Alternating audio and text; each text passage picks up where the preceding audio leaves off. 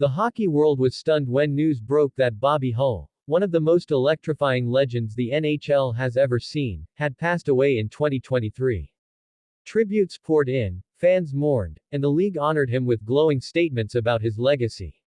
But as the days went on, whispers began to spread, whispers that not everything about Hull's passing, or the way it was reported, was as straightforward as it seemed. Something was being left out. Something that changed how fans saw the Golden Jet forever. For decades, Bobby Hull was hockey royalty.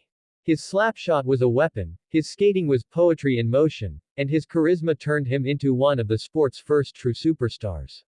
He broke records, lifted franchises, and helped make the NHL a spectacle across North America. But behind that blinding smile and golden hair, there was a darker, more complicated story, one the league never wanted center stage. Please like, share, and subscribe for more NHL content.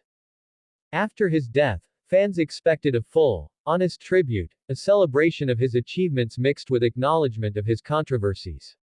Instead, what they got was a polished version of history.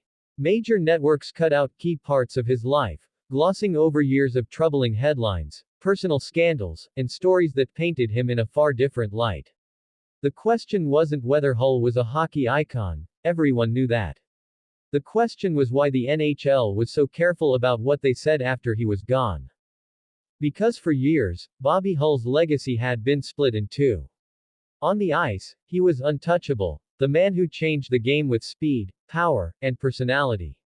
Off the ice, though, his reputation had been marred by allegations, controversial remarks, and behavior that sparked outrage even before his retirement.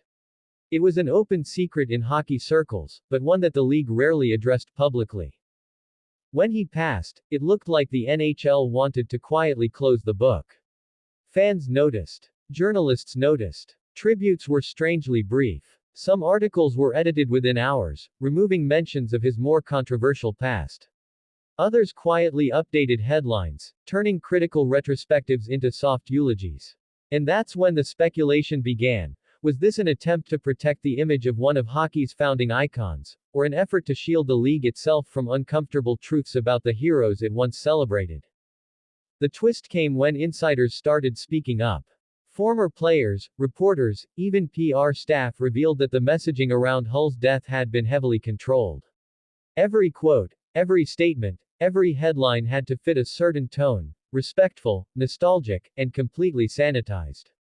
The league didn't want headlines about Bobby Hull's past. They wanted headlines about Bobby Hull, the legend.